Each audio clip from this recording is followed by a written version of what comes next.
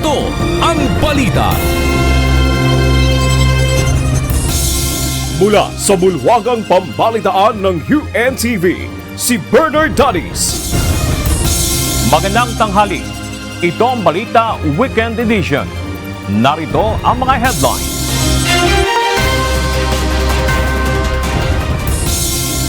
Big time oil price hike. Nagbabadyang ipatupad sa susunod na linggo. Tatlo pa ang kumakandidato para sa May 2025 elections. Binigyan ng temporary restraining order ng Korte Suprema. Bagong election management system para sa 2025 elections, lalagyan ng ad feature ng Commission on Elections. Bagong ballot face o itsura ng balota, target ilabas sa January 21. At viral Sampaguita girl, pinagbantaan umano ng gwardiya na nagtaboy sa kanya sa labas ng mall. CQ ayaw ng kasuhan pa ng dalagita.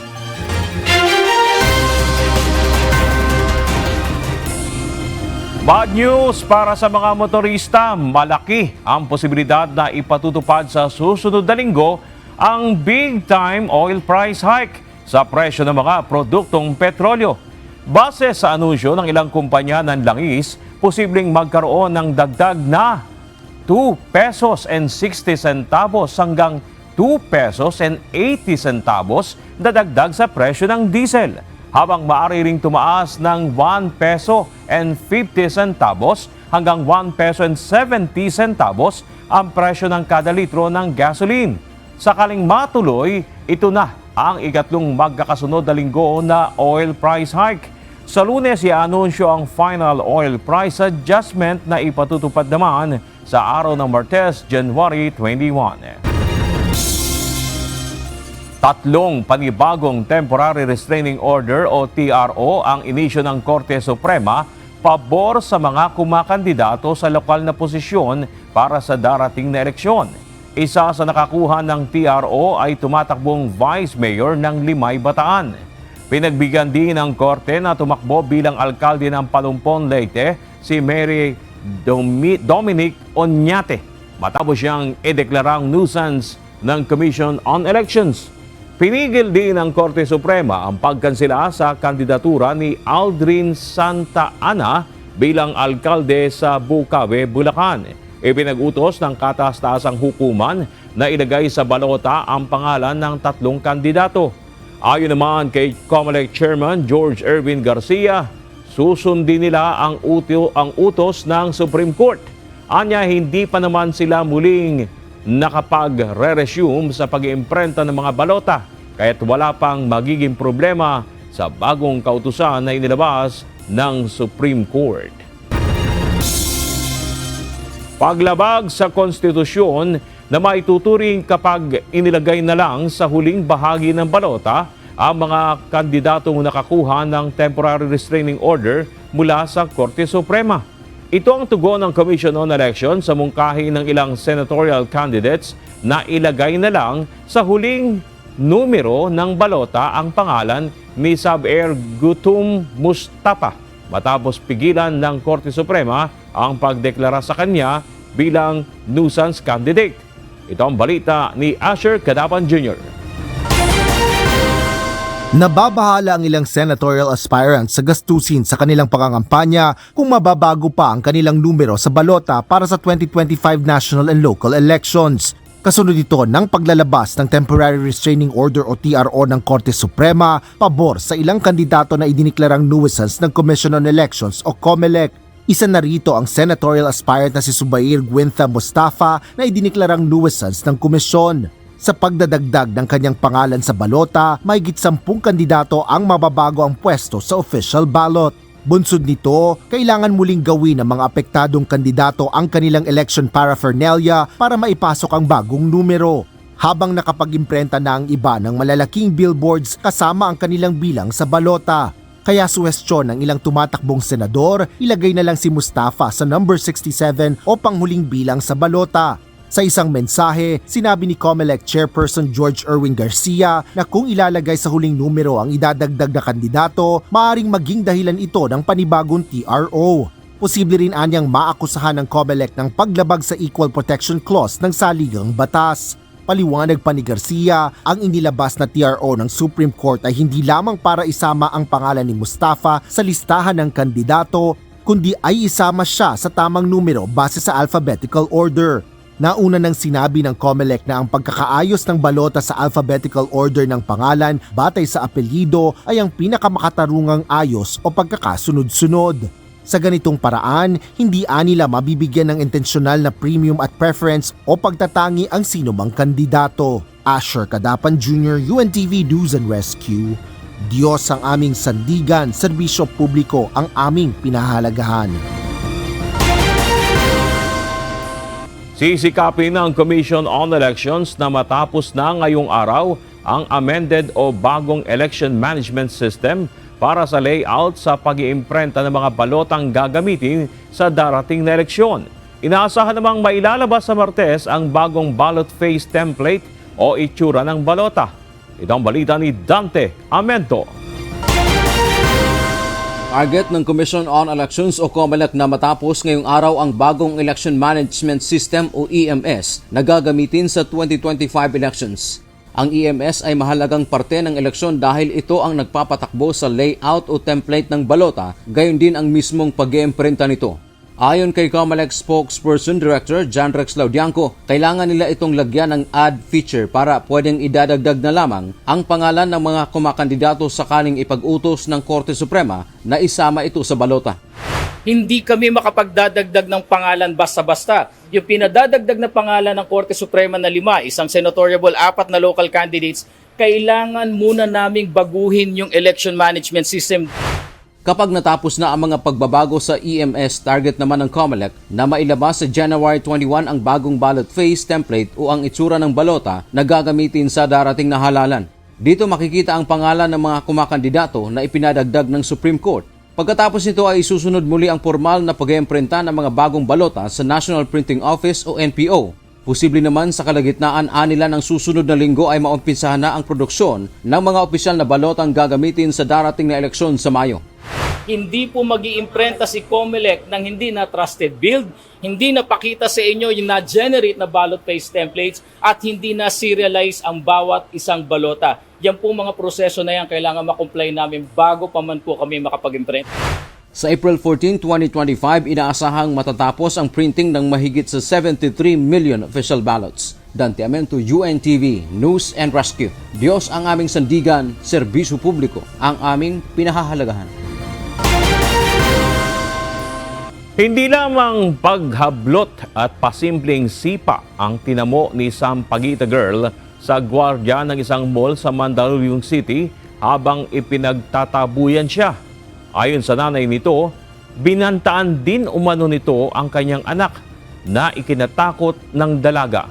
Ito ang balita ni Lea Ilagan. Nagsabi ng gwardiya, pasalamat ka, hindi ako nakasibilyan ako. Kung hindi ako nakasibilyan, nyari ko sa akin.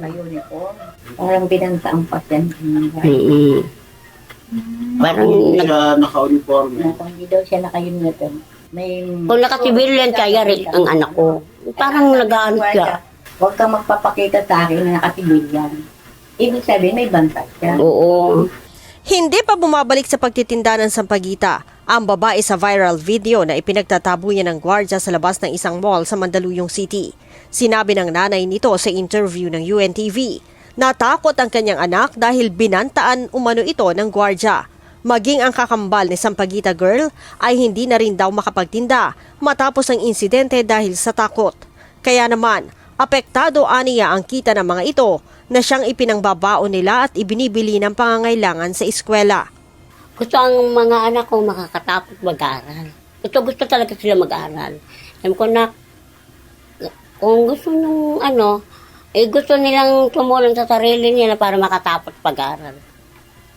Kaya nga gumawa silang paraan, tinda sila para may pang-baon, pang-pamatay, project, pang-buy school. Kaya talaga nagsikap talaga sila sa sarili nila nga para makatapos pag-aaral. Si Sampaguita Girl ay medtech student habang nursing student naman ang kakambal nito sa isang pribadong eskwelahan sa Maynila. Pareho aniyang may 50% scholarship ang dalawa. Kaya naman, masigasig sa pagtitinda ang mga ito para makaipon ng pambayad ng natitirang 50% na tuition fee. Ang pag-aaral nila po, ma'am, hindi ko kayang tustusan sa hirap ng buhay natin, di ba? Wala naman kung sapat nga ibibigay sa kanya sa edukasyon. Kasi ang hanap buhay namin, ito lang, di ba? Yung tatay namin lalako-lako na ng pakwan, melon, pinya, saka sampagita. Hindi sapat sa amin. Sa kabila ng ginawang pang-aabuso at pagbabanta ng gwardya, ayaw na umano magsampa ng kaso ng babae. Ang gusto naman sana namin, i-demanda. Kaso lang ang anak ko, sabi na wag na mama. Iurong na lang natin. Baka katulad din sa atin mahirap, kawawa naman yung nag-aaral. Pakiusap na lamang ng nanay sa gwardya. Ang gusto ko naman mangyari, kung anong sinasabi niya sa anak ko, wag naman ituloy. Magbati na lang silang dalawa nga. Parehas naman silang mali. Kung may mali naman siya, may mali ang anak ko, mag-ano na lang sila, magbati na lang. Ayun ko nung, siyempre, iniisip ko, malayo ang school. Baka mamaya, anong mangyari sa anak ko. May apila pa si nanay sa security guard. Hindi naman tumasama ang Sampaguita kasi nagtitinda na, nag-aalok lang naman ito sa mga tao. Kung magbibenta o hindi, okay naman sa kanya. Kung hindi naman nagnanakong anak ko, at saka hindi naman sigkatong anak ko. Talagang nagtitinda para sa iyang pagbabaon, pamasahe sa pag-aaral niya. Ang PNP Supervisory Office on Security and Investigation Agency o SOSIA, pinadalhan na ng SOMON ang gwardya upang mag-report sa Campo Crame hanggang Lunes. Ayon kay Civil Security Group spokesperson, Police Lieutenant Colonel Yudy San Goltiano, kung hindi ito magpapakita, maaaring isampa na ng SOSIA ang administrative complaint laban dito. Sa security guard, maaari po ang pinaka-minimum nito ay fine. Pero nakikita natin na may mga possible na ma-aggravate na mga scenarios or situation. Kaya po baka maari pong suspension. And titingnan, again, wala pong na-file na complaint sa local police. Pagdating sa criminal aspect nito, yung local police ang may jurisdiction. So pagdating naman sa PSA, maari pong fine ang ma-impose na penalty. And titingnan po din natin yung extent, yung gravity ng kanilang lapses or pagkukulang sa pag-handle ng sitwasyon or ng kanilang security agency. Titingnan ho natin kung mayroon din po maaring maipataw na suspension sa kanilang lisensya. Ang insidente sa viral video ay nangyari noon pang Disyembre. In-upload umano ito ng isang vlogger noong Miyerkules ng gabi na umani ng iba't ibang reaksyon mula sa mga netizens. Leia Ilagan, UNTV, News and Rescue. Diyos ang aming sandigan, serbisyo publiko ang aming pinahahalagahan. Aabot sa 70,000 mga post ng illegal job recruitment mula sa iba't ibang social media platforms ang tinanggal ng Department of Migrant Workers noong 2024. Kabilang sa mga fake job postings at accounts na ipinadown ng DMW ang mga nakpost sa Facebook at TikTok. Sa isang pahayag, sinabi ni DMW Secretary Hans Leo Kakdak na karamihan sa kanilang mga naipadown ay pawang mga nagpapanggap na legal na recruitment agencies at nagpapakilalang lisensyado ng DMW. We cannot deny that the scourge remains, so we need to keep our guard up. We cannot be complacent na tapos na ang problema.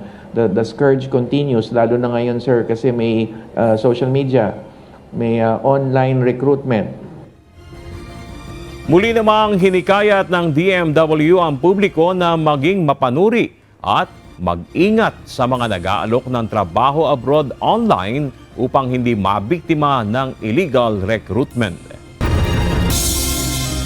Ipinagutos na ng Manila Regional Trial Court Branch 175 ang paglalabas ng warrant of arrest laban sa mga pulis na sangkot sa operasyon ng 990 kilos ng shabu sa Santa Cruz, Maynila noong October 2022. Ito'y may kaugnayan sa paglabag sa Section 29 o Planting of Evidence ng Republic Act 9165. Sa desisyon ng Korte, nakitaan ng probable cause ang kasong isinampa ng DOJ laban sa mga opisyal at tauhan ng PNP. Absuelto naman sa naturang kaso si dating Police Lieutenant General Benjamin Santos. Ipinagutos din ng Korte na ilipat sa Manila City Jail si Police Master Sergeant Rodolfo Mayo Jr. mula sa MMDJ Bikutan, Taguig. Nakatakda ang arraignment ni Mayo sa naturang kaso sa January 27. Si Mayo ang sinasabing may-ari ng WPD Lending Incorporated kung saan nakumpiska ang 990 kilos ng shabu na nagkakahalaga ng 6.7 billion pesos. Epektibo na ngayong January 2025 ang kabuang 15% na kontribusyon sa Social Security System o SSS. Ayon sa isang ekonomista, pinakapektado ng contribution hike ay ang mga maliliit na negosyo, pati na rin ang mga empleyado. Ngunit kinakailangan itong gawin upang maging sustainable ang pondo ng SSS. Ito ang balita ni Evan Alvarez. Yung mga miyembro, afford ba nila o hindi? Mas lalo ba silang mababaon sa utang? No? Although that's still, malaking bagay yun sa mga poorest of the poor. 1% is still 1% per month. Kakayahang makabayad ng mga miyembro. Ito ang isa sa mga dapat ikonsidera ng policymakers at otoridad, lalo pagdating sa usapin ng dagdag kontribusyon.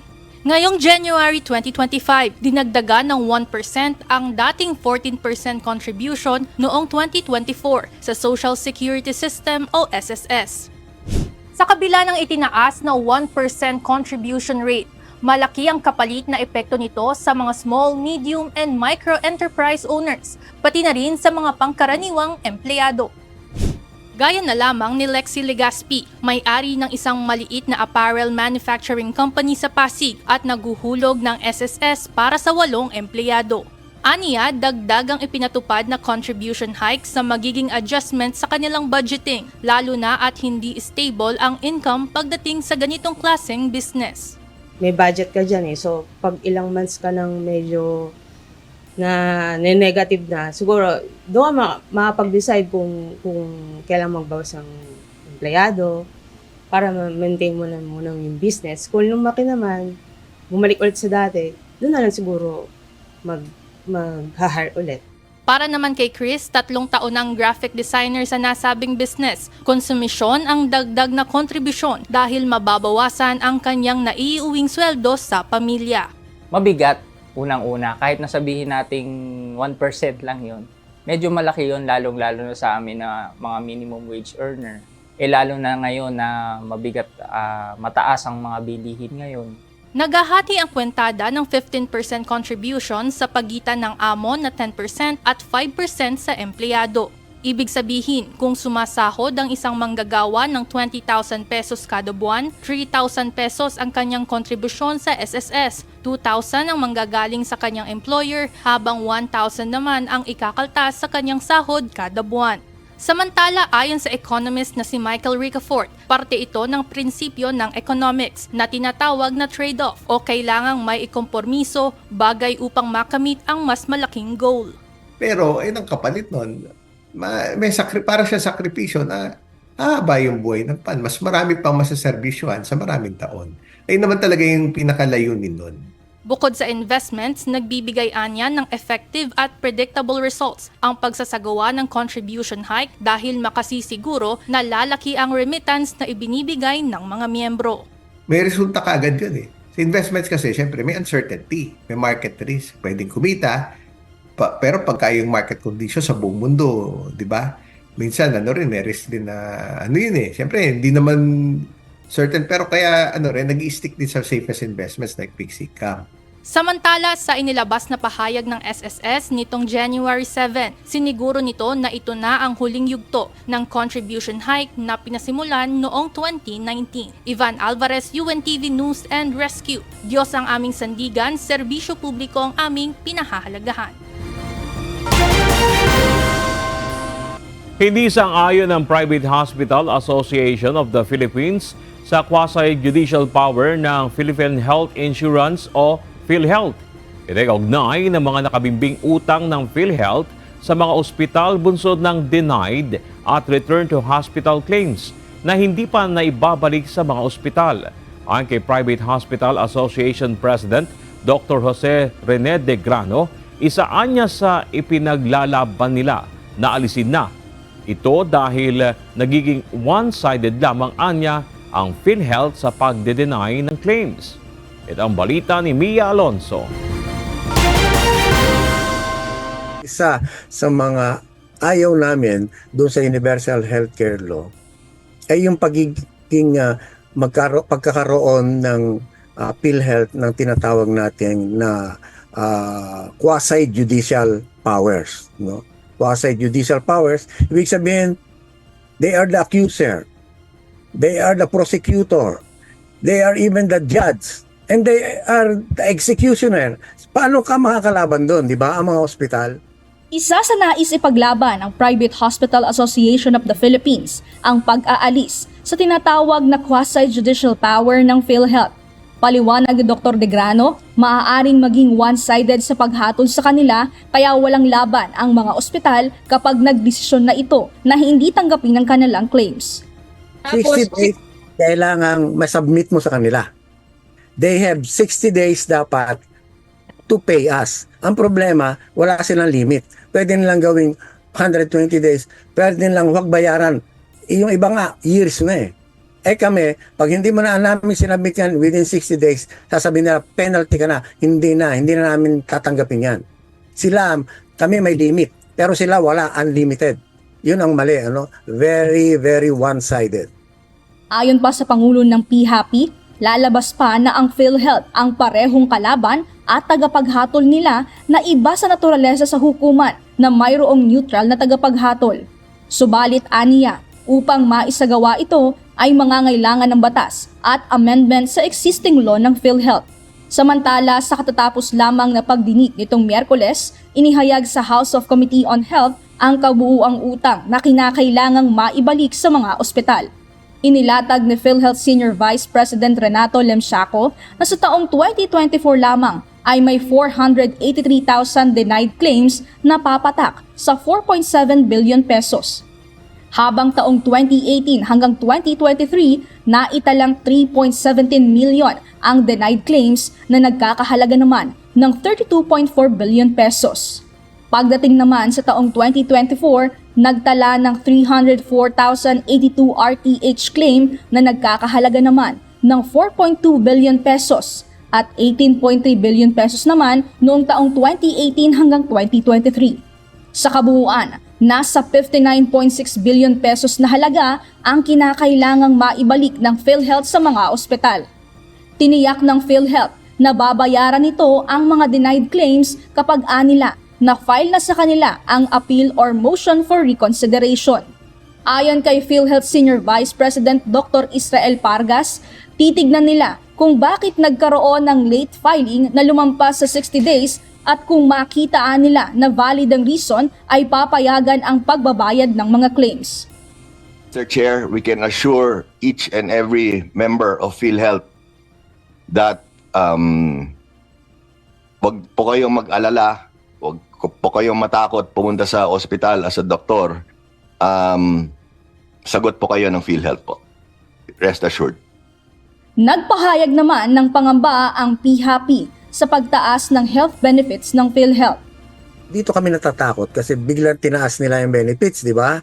Ang dialysis walang bayad, di ba? So ibig sabihin, lahat ng services sa dialysis, halos lahat yan kukunin yan ng ospital. I-advance yan ng hospital. So, paano pag hindi bayaran yan? Di ba? mapapatigil ang services ng dialysis center. Sa kasalukuyan, ayon kay Degrano ay patuloy pa rin naman aniya ang negosasyon at reconciliation sa PhilHealth. Subalit sa katatapos lamang ng mga pagdinig ay wala pa aniyang nagiging pag-uusap sa dalawang panig. Samantala, umaasa naman ang asosasyon na mababayaran na ng PhilHealth ang mga hindi pa nababalik na denied claims sa kanila.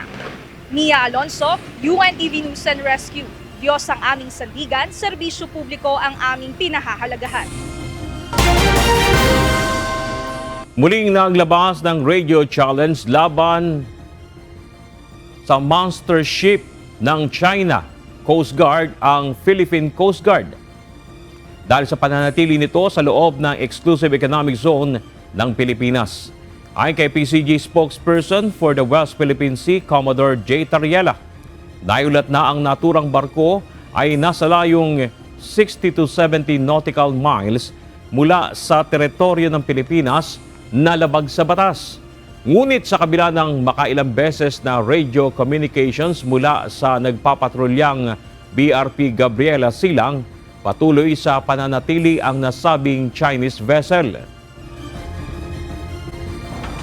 China Coast Guard Vessel 5901. This is Philippine Coast Guard Vessel BRP Gabriela Silang, OPV 8301. You are advised that you are currently sailing inside the Philippines Exclusive Economic Zone. You are directed to depart immediately.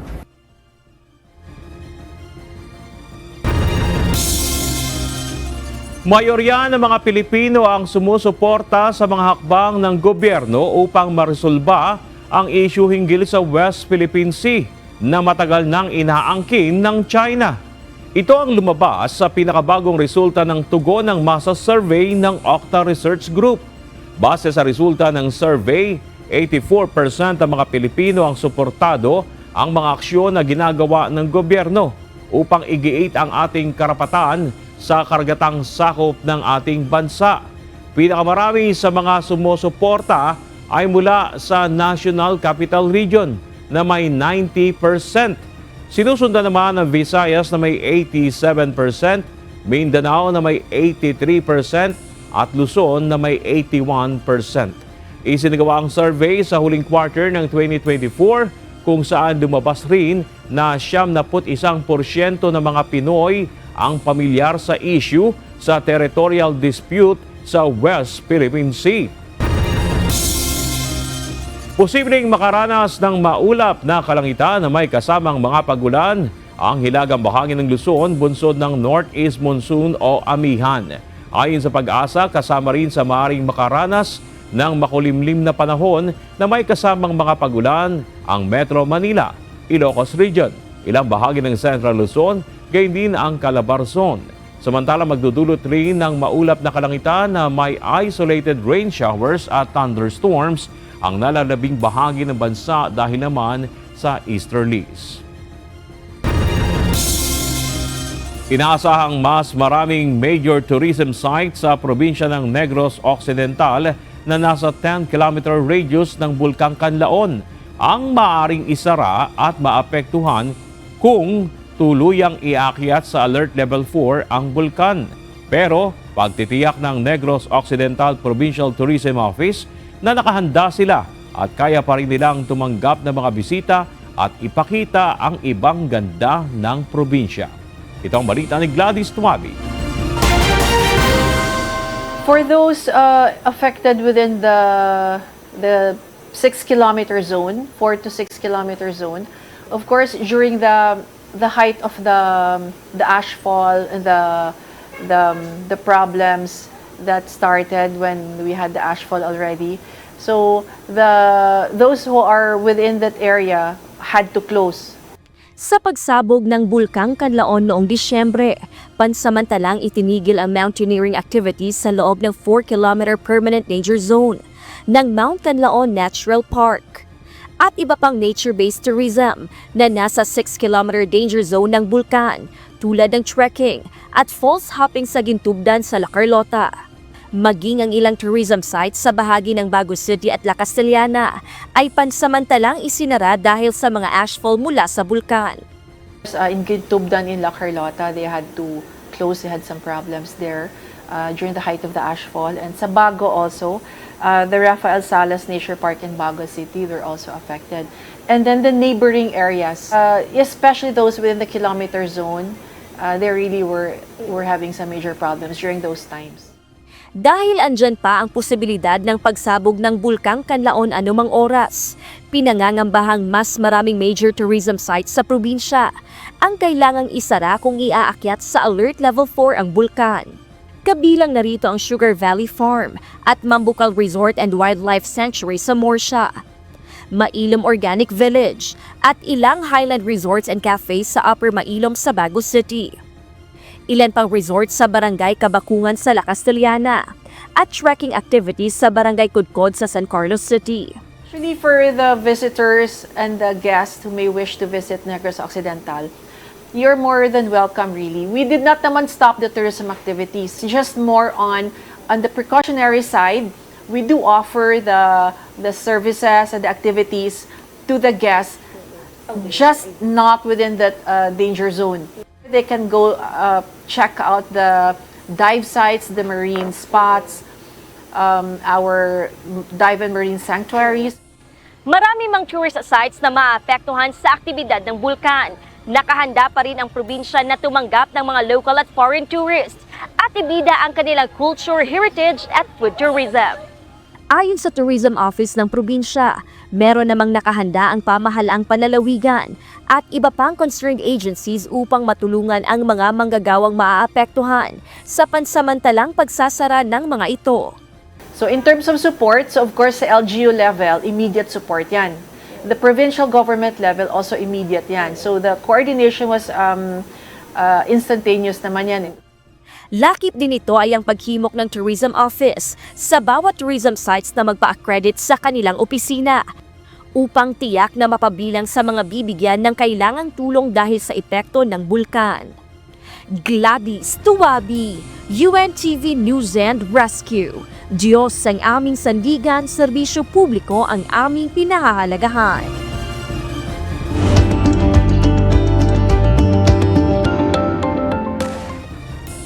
Isang pangkaraniwang kondisyon pero maaring magdulot ng matinding epekto sa araw-araw na buhay.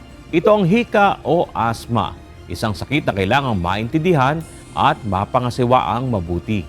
Ito ang balita ni Kichi Cipriano. So basically, yung asthma, it's a disease of the lungs, no, sa baga. So it affects the airways o yung daanan ng hangin. So ang nangyayari po doon ito ay kumihipot or lumiliit, and there's also increase in production ng mucus or yung plema na tinatawag.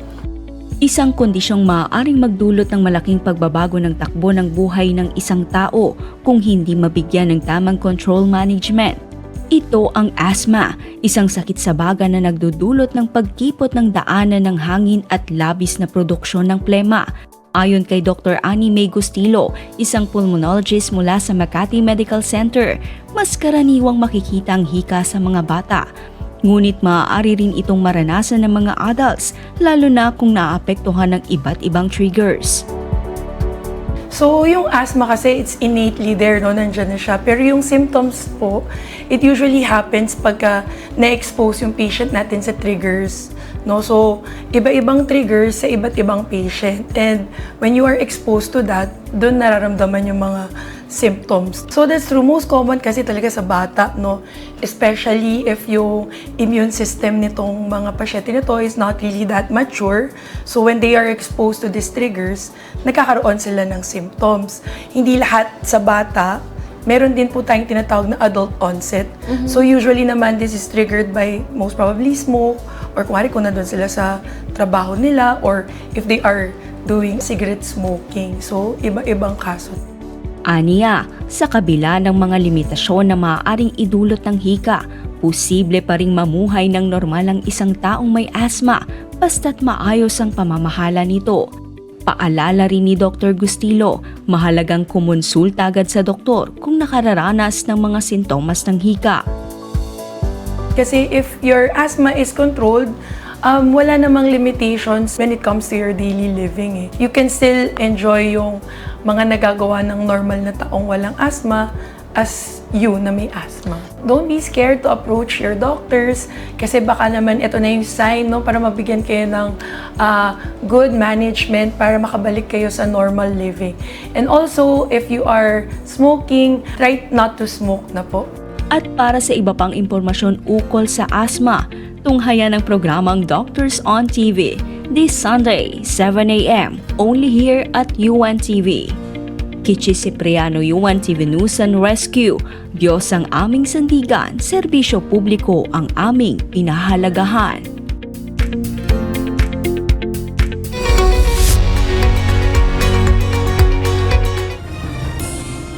Ililipat sa loob ng US Capitol Rotunda ang inauguration ni President-elect Donald Trump dahil sa matinding lamig na inaasahang babagsak sa -7 degrees Celsius. Layunin nito na maprotektahan ang mga dadalo mula sa banta ng masamang panahon. Ang outdoor parade patungong White House ay ililipat din sa Capital One Arena, ngunit limitado ang bilang ng makapapanood. Matatandaang ang huling indoor inauguration ay naganap noong 1985 sa panunumpa ni Ronald Reagan dahil din sa matinding lamig. Nagkausap na sa telepono sina incoming US President Donald Trump at Chinese President Xi Jinping kahapon. Nagkasundo ang dalawang world leaders na paghusayin pa ang relasyon ng magkaribal na bansa. Umaasa si President Xi sa isang magandang simula sa relasyon kay Trump. Naniniwala naman si Trump na malulutas nila ang maraming mga problema ng magkasama. Una nang nagbanta ang businessman turned president sa China at iba pang mga kasosyo sa kalakalan ng US na malalaking taripa. Ngunit sinabi rin niyang bukas siya sa pakikipag-usap kay Xi, isang leader na matagal na niyang hinahangaan. Hindi ipapatupad ni Pangulong Joe Biden ang TikTok ban na magkakabisa sana sa January 19. Iiwan niya ang desisyon kay President-elect Donald Trump. Nilagdaan ni Biden ang batas na nag-uutos sa ByteDance na ibenta ang TikTok, ngunit ang implementasyon ng pagbabawal ay papasa sa administrasyon ni Trump. Inaasahang dadalo si TikTok CEO Xu Zhiqiu sa inaugurasyon ni Trump, senyales na maaaring magpatuloy ang TikTok sa US. Habang may mga nagsasabing sapat na ang oras para maghanap ng bibili, patuloy na tinatalakay ang legalidad ng TikTok ban sa Korte Suprema. Sinangayuna ng Israel ang kasunduan sa ceasefire at pagpapalaya ng mga bihag kasama ang Hamas na mag-uumpisa sa Linggo. Palalayain ang 33 bihag ng Israel kapalit ng daang-daang bilanggo sa Gaza sa unang 6 na linggo ng kasunduan. Kasama rin sa kasunduan ang pagpapahintulot ng Israel ng tulong gaya ng 600 truck ng supply araw-araw at muling pagpapauwi sa mga lumikas na Palestinians. Sinimula na rin ang usapan para sa ikalawang yugto na tututok sa buong pagpapalaya ng bihag at pag-alis ng tropang Israeli sa Gaza. Nagpapatuloy ang pagtalakay sa mga kondisyon ng kasunduan sa tulong ng Qatar, Egypt at US.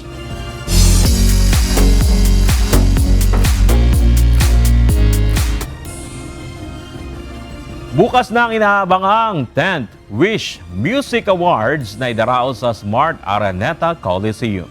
Dito bibigyang parangal ang iba't ibang OPM artist na nominado sa iba't ibang category.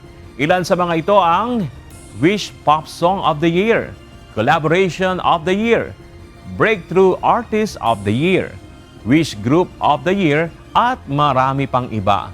Kasama rin dito ang mga pararangalang KDR Icon for Music Excellence at KDR Icon of Music and Philanthropy Awards.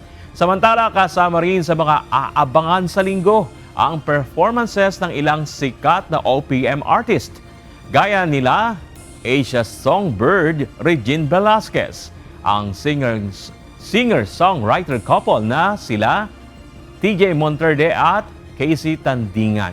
Gayun din ang paubaya at dilaw hitmakers na si Moira at Maki. Kasama rin sa mga mapapanood ang R&B King na si JR at SB19 member na si Stel. Abangan rin ang performances nila Dionella, Tony J, G22, Rolf Daniel, Diwata at Hev Abi. Mapapanood ng live ang 10th Wish Music Awards bukas na po sa Smart Araneta Coliseum alas 7 ng gabi. Hosted by Christian Bautista at Karil. Balikan naman natin ang malalaking balita sa nakalipas na linggo. Ito ang Balita Weekend Refresh.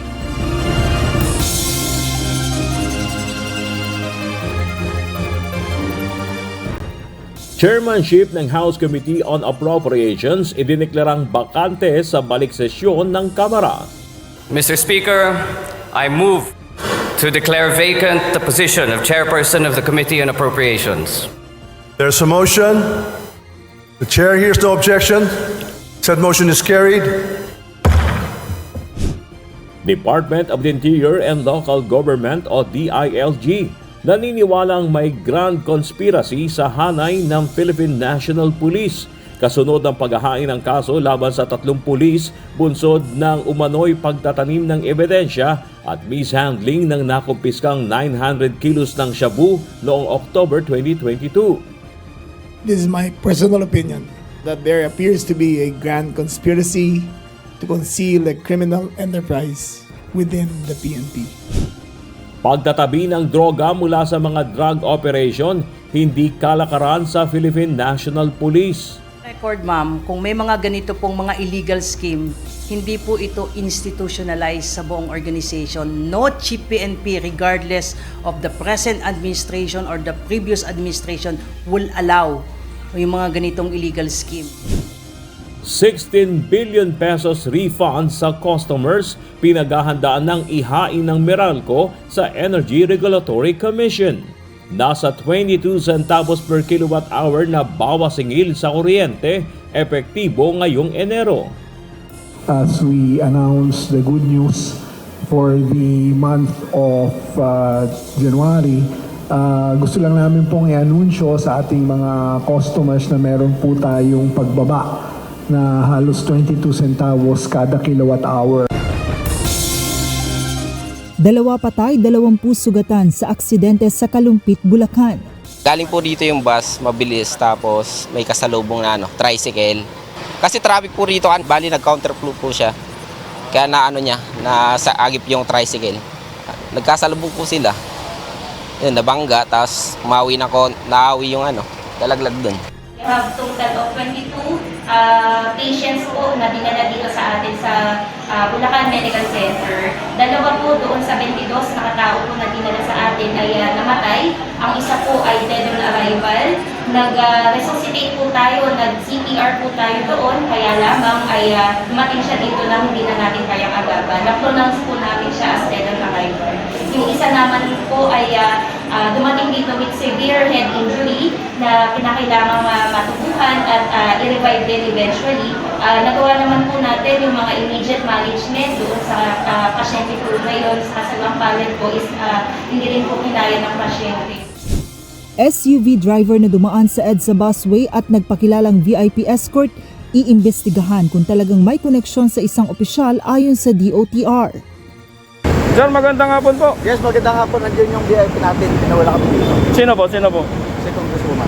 Congresswoman po? Paano? Bawal po tayo dito, sir, sa busway, sir. Agarang pag-alis ng monster ship sa karagatang sakop ng Pilipinas, ipinanawagan na ng pamahalaan sa China. The presence of the monster ship is clearly unacceptable. It is a provocative act. It is increasing tensions in the region. Korte Suprema naglabas ng Temporary Restraining Order o TRO pabor sa petisyon ng 5 kumakandidato na dinisqualify ng COMELEC sa 2025 elections. The TROs prohibits COMELEC from disqualifying them. So this means their names have to be included in the ballot. So it's up to COMELEC how they will implement this, but they will just have to follow the order of the Supreme Court. Members Church of God International, UNTV at Davao Norte Police Provincial Office lumagda ng kasunduan para sa mas pinalakas na serbisyo publiko sa Davao del Norte. Talagang very high moral ang kapulisan and natutunan namin is talagang may mga kapwa-tao tayo na walang hindi nagsasawa na tumulong sa kapwa-tao. Alice Guo at iba pa pinasasampahan na ng money laundering charges ng Department of Justice. Yung mga operations nila sa loob, nahanap po natin na yung iba doon, scamming, kagaya ng love scam or investment scam or crypto scam. Yun po ay findings din po ng ating law enforcement agencies. No? And as a result, that's where they profited. Yun po yung sinasabi ng resolution. Doon po sila nagkapera at ginamit po yung pera na yun para pambili po ng iba't ibang mga assets. PNP bumuo ng task force sa pag-aresto sa 29 na pulis na sangkot sa kaso ng 990 kilo shabu haul sa Maynila noong October 2022. Nag-utos po ang ating Chief PNP na i-account po itong mga involved na personnel at nag-create na rin po siya. Nag-utos na rin po siya ng creation po ng task force. Small-scale pogo sa isang private resort sa Silang, Cavite, sinalakay ng mga otoridad. 21 dayuhan arestado matapos mahuli sa aktong nagsasagawa ng online transaction. Ito yung mga foreigners na supposed to be wala na dito. Kasi nga, noong October 15, na-downgrade na yung mga visa nila from working visa ay ginawang tourist visa. So, nakita nyo naman na nakaupo pa rin sila dyan sa mga computers nila. So, that's a violation of the condition of their stay dito sa ating bansa. That's in violation of our immigration laws. Members Church of God International volunteers kasamang namahagi ng libreng pagkain at iba pang essentials sa mga biktima ng Los Angeles fire. Just want to thank everyone for being together, helping everyone out, you know. Everyone's doing this by heart and that's what kind of makes me happy. Security guard sa viral video na nagtaboy, humablot sa sampagita vendor sa labas ng isang mall, maaaring matanggalan ng lisensya ayon sa Philippine National Police Supervisory Office on Security and Investigation Agency o SOSIA. Security agency ng Guardia humingi ng paumanhin. So far, based on our assessment, sa video lang po, makikita natin na may possible na violation po pagdating po sa yung conduct po ng security guard, yung decorum in the performance ng kanyang duty. So may mga violation po yan. Ilang pangunahing bilihin tataas ang presyo sa Pebrero ayon sa Department of Trade and Industry. Bigas naman na nagkakahalaga ng 38 pesos per kilo, ibebenta sa mga lokal na pamahalaan at relief agencies. The price increase is just very minimal actually. So wala tayong maging problema dyan. So kung puno ang warehouse namin, hindi kami makapagbili sa mga farmers sa maayos na presyo. So kailangan namin maibenta kaagad yan. Impeachment complaints laban kay Vice President Sara Duterte, mas may pag-asang sumulong sa 20th Congress ayon sa isang kongresista. When they have to be in a hurry, okay? We can investigate more, we could be able to be more sure. In the 20th Congress, we can be more sure of the impeachment rather than today. Israel at Hamas nagkasundo para sa isang ceasefire. US President Joe Biden at Donald Trump kapwa inangkin ang tagumpay ng Israel-Hamas ceasefire. At long last, I can announce a ceasefire and a hostage deal has been reached between Israel and Hamas. Sampaguita girl na itinaboy ng gwardiya sa isang mall, lehitimong estudyante at hindi miyembro ng sindikato ayon sa Mandaluyong Pulis. Gwardiya binibigyan ng hanggang Lunes para mag-report sa SOSIA. Administrative case, isasampa kung mabibigong magpakita. Lehitimo po na siya ay isang estudyante sa isang private school. Ang gulong foul play sa pagkamatay ng OFW na si Jenny Alvarado sa Kuwait hindi isinasantabi ng Department of Migrant Workers. Allegation of foul play is always there. That's why we're conducting an autopsy. Rekomendasyong pagdedeklara ng food security emergency sinang-ayunan ni Pangulong Ferdinand Marcos Jr. The reason that we are doing this is ginawa na natin lahat upang ibaba ang presyo ng bigas. Ngunit the market is not being allowed to work properly. Mga hakbang upang patalsikin sa pwesto si Vice President Sara Duterte muling nireject ni Pangulong Ferdinand Marcos Jr. But I don't think that now is the time to go through that. Tuloy yan. Tuloy. Kaya lang yun. Medyo i-postpone muna natin. Postpone. Hindi masabi nila. Pero gano'ng interesado kasi takot yata na... Gano'ng katagal? Baka naman 2027 na. Kaya mo sila, pero tutuloy nila yan. Unless there would be a change of present dispensation. At hindi makatwirang pagkilos sa Taiwan at Pilipinas, dapat iwasan ng China ayon sa papasok na US administration. The actions they are taking now are deeply destabilizing. They are forcing us to take counteractions because we have commitments to the Philippines.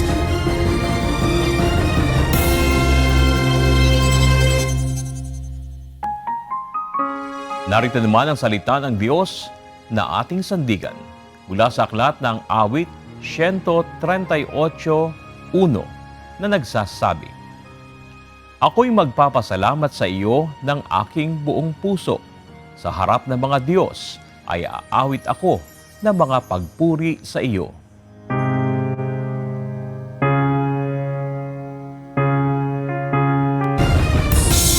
At yan ang naging kabuuan ng ating balitaan ngayong araw ng Sabado.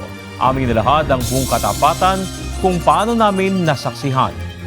Sa ngalan ni Kuya Daniel Rason, ako si Bernard Dadis.